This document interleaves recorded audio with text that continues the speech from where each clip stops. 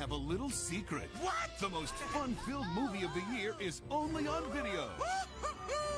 The Secret of NIMH 2, Timmy to the Rescue. Awesome! It's the story of a young mouse named Timmy. That's my boy. Who thought no one needed him. Fire! Until the mice of Thorn Valley... We might be in real danger. ...needed someone brave to save the day. We're on a mission. It's a magical tale. You've got to have the courage to follow your heart. It's a musical adventure. One day I will show the world I'm my father's son. And most of all... Hold on! It's high-flying fun. What a ride! So share the secret with your whole family. The Secret of NIMH 2, Timmy to the Rescue. I don't even know how to fucking start. In this animated film, after recovering from an illness that plagued him in his youth, country mouse Timmy Brisby, played by Ralph Macchio, grows into a strong young rodent, and when fellow Thorn Valley resident Jenny McBride, played by Hynden Walsh, begs him to find her missing mother and father, he gets the opportunity to prove himself worthy of the Brisby name. Timmy sets out on a journey that puts him on a collision course with Wicked Mouse Martin, played by Eric Idle, and the dreaded National Institute of Mental Health. That is way too much for a movie of this caliber, especially one that has fucking 3.3 out of 10 on IMDb. Secret of NIMH was a really good movie. The original, the Don Bluth classic. It's up there with some of his other best movies. You know, some of his early stuff, some of his animated short films, First Land Before Time, An American Tail, that kind of thing. This movie falls right into that category. In fact, actually, out of all of those, I would say it's probably my favorite of the bunch. It's one of those, like, perfect examples of a movie that you could watch as a family. It's the perfect family movie from around that time. It's like a lot of early Disney movies. It never talks down to the audience. It treats the audience with respect, and it's ballsy. It doesn't care that, you know, it's dark and gritty. That's what made it awesome. And it was one of the things I liked about it growing up, is that it wasn't afraid to be dark. You know, you can give them a happy ending, and yeah, it's very sweet the way it ends, but it's a fucking real thrill ride all throughout the movie because you never know what's gonna happen. And you have main characters who die. And there's just so many other great things about it. It was definitely one of those movies that I can look back on and go, that was one of Don Bluth's best. But studios knew that they could make a quick buck on making straight-to-video sequels, whether or not they were good, whether or not they had the involvement of the original people. Didn't really matter. You could just make another movie with the same title but put a 2 or a 3 or whatever, a 15, 20. You know, in the case of Land Before Time, they made God knows how many straight-to-video sequels for that. And, of course, a bunch of other Don Bluth movies are no exception. They made a couple of American Tail sequels. They made All Dogs Go to Heaven 2. Then you come to this. You come to the magnum opus, the creme de la creme, the crown jewel of crap when it comes to crappy sequels to Don Bluth movies that didn't have Don Bluth's involvement. We come to Secret of NIMH 2, Timmy to the Rescue. So we begin with some reused footage from the first movie, and we get a narration from Peter McNichol from that Ally McBeal show as one of the many people you're wondering, wow, did you really need a paycheck that bad? So he just rattles off a bunch of stuff about the first movie, and some of it just sounds like he's making it up. Like, some of it just feels like, no, that didn't happen in the last movie. It's like, when did that happen? Oh, okay, well, you said it just so that it works for the plot of this one. Okay. The prophet Nicodemus predicted that NIMH will again thrust its evil on the rise, and a son of Jonathan Brisby will be chosen to save them. And then you see the animation that's going to be in this movie, and it looks like a Saturday morning cartoon show, and not a very good one. Timmy, the kid that was fatally ill in the first movie, didn't really do much. He's the main character. He's the hero. Because according to the opening narration, exposition dump, they have this whole thing of, you know, oh yeah, the son of Jonathan Brisby is going to go off, and he's going to be the hero that's going to save them from some evil down the road. And I like how in that opening narration, they never specifically say that it was Timmy. And this becomes a character arc all throughout the film that Martin, Timmy's brother, one of the other kids from the first movie, he's upset that he wasn't chosen to be the hero. Oh, Nicodemus should have chosen you. for once you're right. I'm older and stronger than you. If Thorn Valley wanted Jonathan Brisby's son, why'd they pick the runt? And, like, they just keep nailing that home several times in the opening just to set up something that comes off as a twist later on, and it is so stupid when they... But we'll get to that when we get to that. What a lucky boy. Yeah, Lucky is right. I'm older and stronger, but he gets to go. And then we see some of the other characters. I mean, we get to see Mrs. Brisby again, and she has glasses now to show that she's older. It's one of the go-tos for having a character be aged. They have glasses now. She's voiced by the same woman that would play Tsunade in Naruto.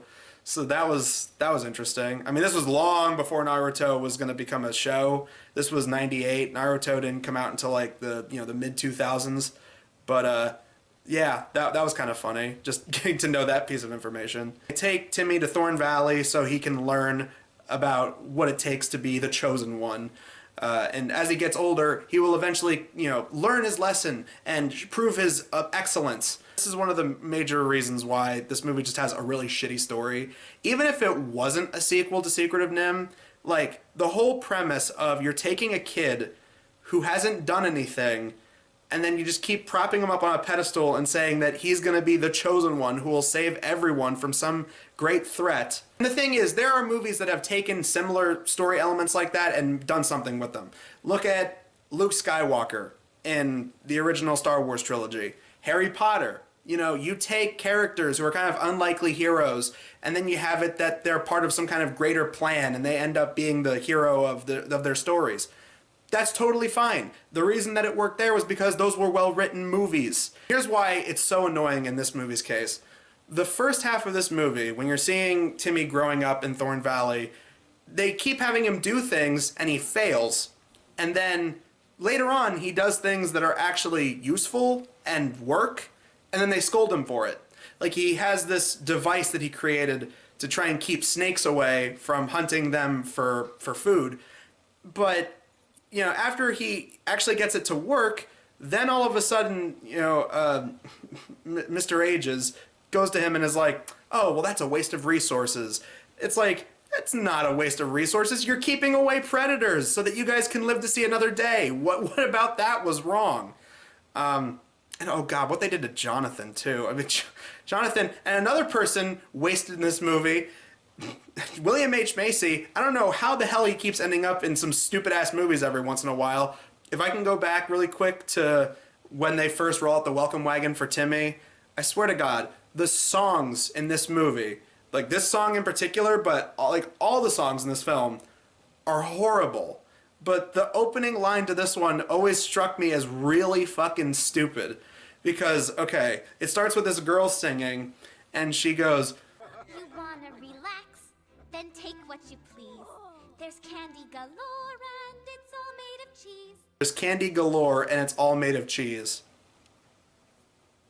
Horrible songwriting. Another song that sucks is, this is kind of like segueing into kind of the second act of the movie. You have Timmy singing this song about how he's doubting himself and how he'll never live up to his father's standards. You have these inquisitive shots of him looking at the statue of Jonathan Brisby that they have in the center of town. And then slowly you see Timmy get older and older. And again, another actor wasted. You have Ralph Macchio, fucking Karate Kid himself.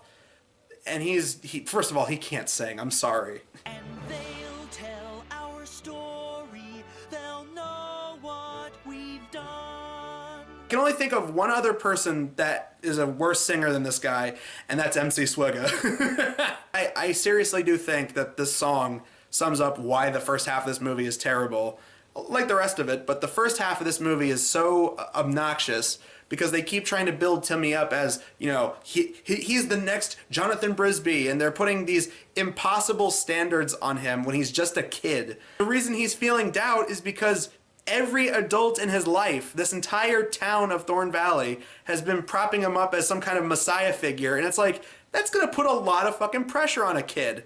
So of course he's doubting himself. What the fuck? After that, jump forward, Timmy's now a young adult, and he's voiced by the Karate Kid.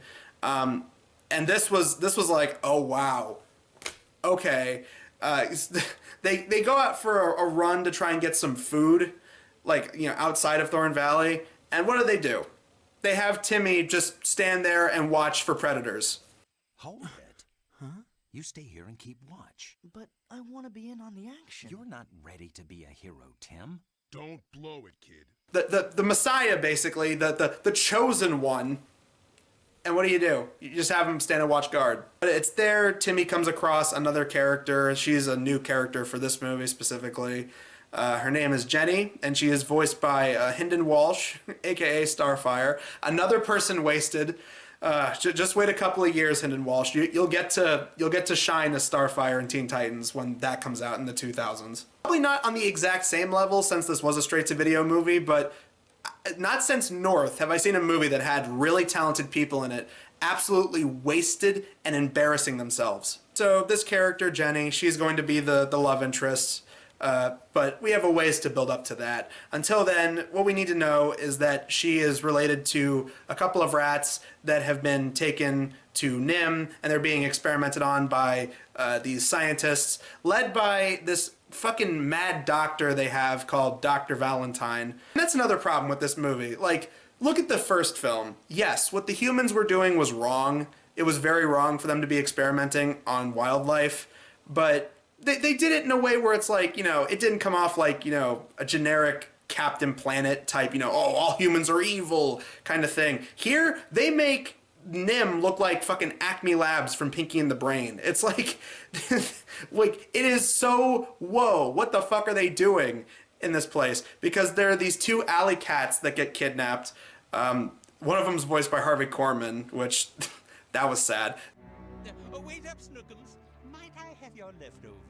These two cats, they're taken and they're experimented on and they're given shock treatment. And this becomes a thing later on, but I'm just going to say it now. Shock treatment does not make you become brainwashed and make you a fucking bodybuilder like it does to these cats and like it does to some of the other people later on. Now, you brainless furballs, you can be my personal servants. Pass the hat, cat. Yes, my niece. Yes, my evil chip. That's Dr. Valentine to you. That information that Jenny's parents have been taken to NIMH, she goes to the council, and instead of saying, oh yeah, sure, like let's go look for them, let's go save our fellow rodents, they say, oh no, sorry, yeah, we can't do that. The council decided that the risk to Thorn Valley was just too great. And on top of that, when they talk about going to do it themselves, they then keep them contained. And they try to make a joke of it. They're like, you know, oh yeah, sorry, we have to keep you guys locked up here, but... Good night, children. Sorry to keep you a prisoner. That's a dick move. It's like, shit, Thorn Valley's a fucking dictatorship now. What the hell is this? But of course, since our two young, plucky main characters are feeling adventurous, you know, they end up working their way out of Thorn Valley on a flying device. They try to hint more at their relationship blooming. And I'm just like, oh, wow. And that's one of the things I can't stand with some movies. Like, this is just a really bad example of character development. Like, we just know that these guys are going to get together. It's like they're not even being remotely subtle about it. Their flying device ends up getting damaged and they crash in the woods where they come across a Caterpillar's business tycoon guy named Cecil. And then he says, oh, well, I happen to be working with the Great Owl. And at that point I was like, oh, shit. Like, okay, like maybe he'll be cool. Like, he was awesome in the first movie. No, it turns out that, get a load of this. Jeremy from earlier, the Crow, yeah, he is now working with this Caterpillar guy, and they have a racket where he dresses up as the Great Owl, and they trick a bunch of animals who give them, like, jewels and diamonds. And at one point, they have the Caterpillar hold up a fucking credit card. Anything, they should be trading, like, I don't know, food?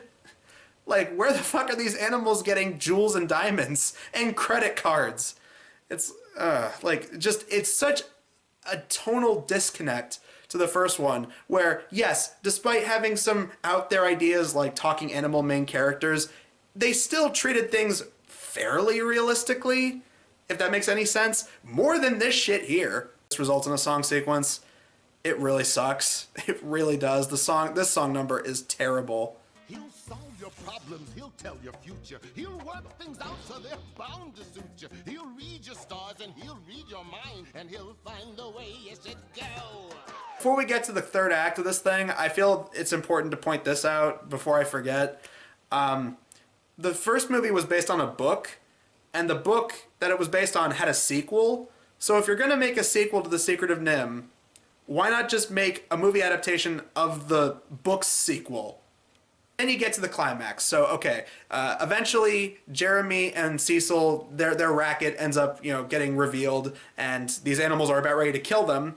And so, they fly out of the forest, and Jeremy takes them to NIMH. And it's here where we see that the cats are now gigantic. They're fucking bodybuilders, and there's a bunch of, henchmen guard rats that are all roided out, running around. And the humans, the scientists, are acting like dogs for some reason. And then we find out that this was all done by the movie's villain. Our surprise, what a twist moment.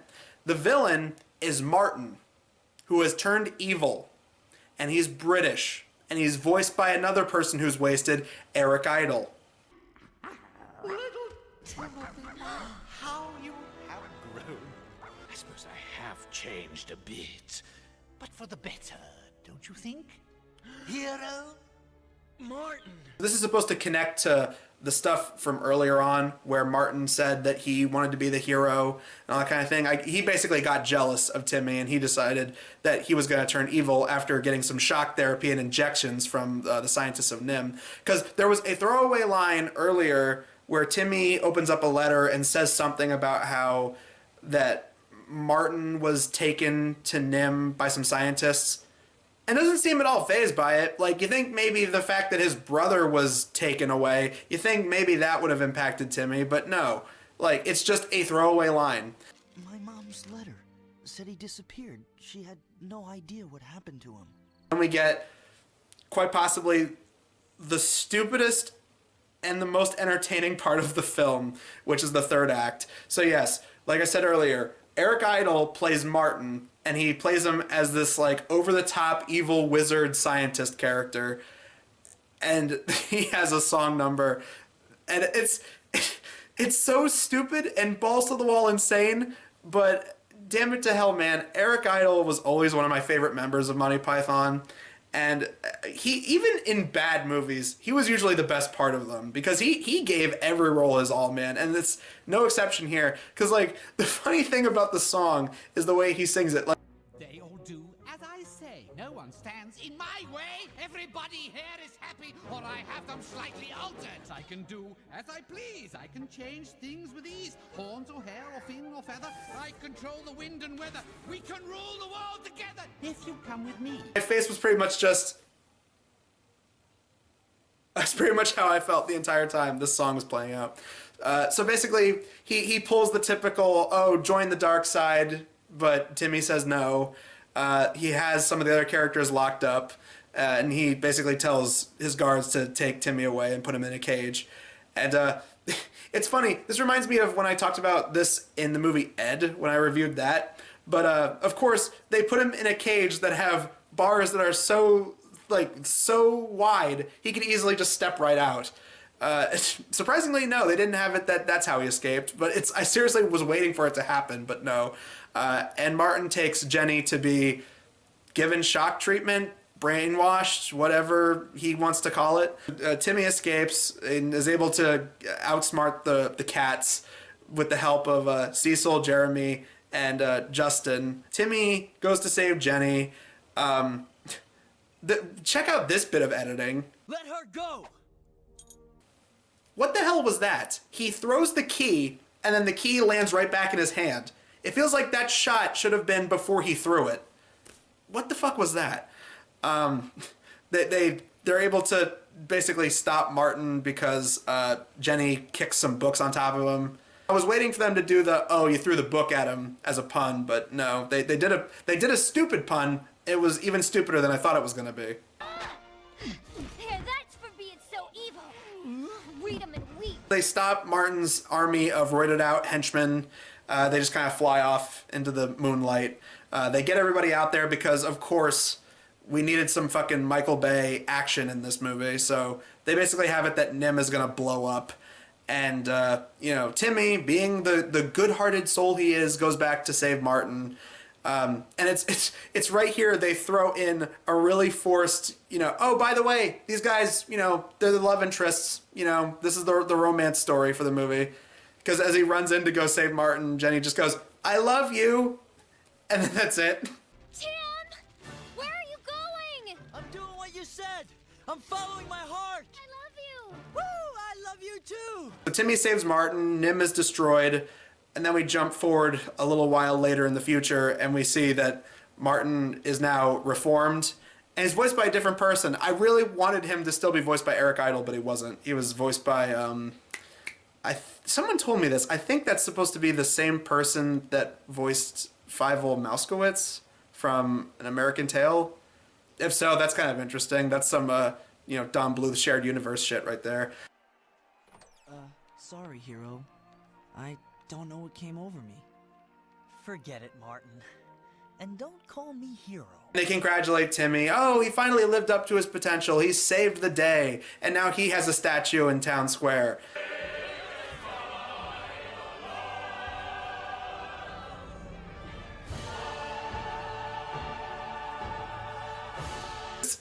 This movie was bad. This was really bad.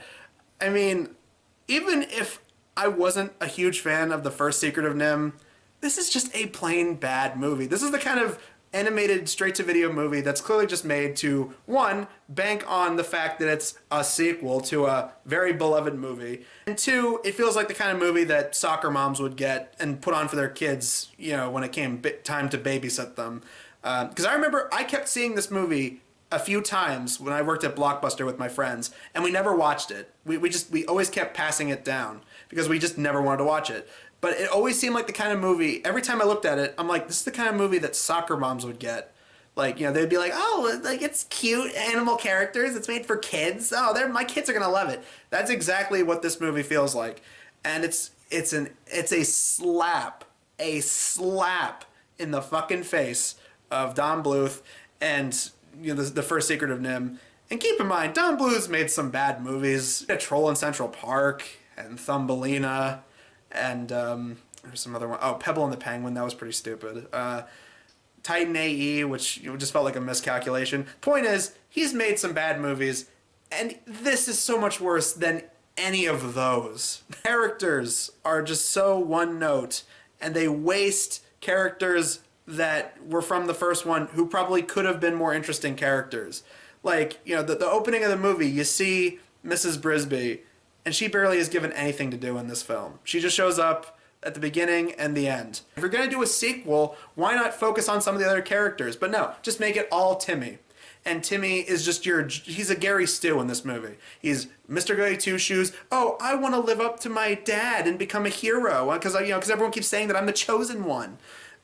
Jenny is just the generic love interest. The best part of this movie was Eric Idle as Martin. It's like, it is a stupid twist, but it was entertaining because, damn it to hell, Eric Idle was giving it his all. And that was the only time I got some enjoyment out of this movie, even if it was ironic. The animation that's in this movie, I mean, I guess it's a little bit more polished than that Felix the Cat movie we looked at last time, but it's nothing compared to the first one. The first one just has that great 80s grit to it that a lot of Don Bluth's classics had.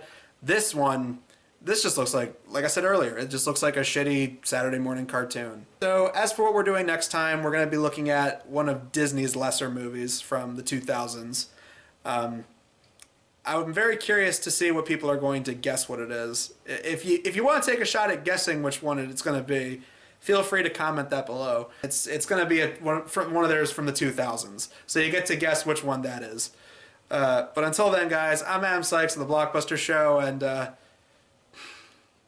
yeah, Secret of NIMH 2 sucks.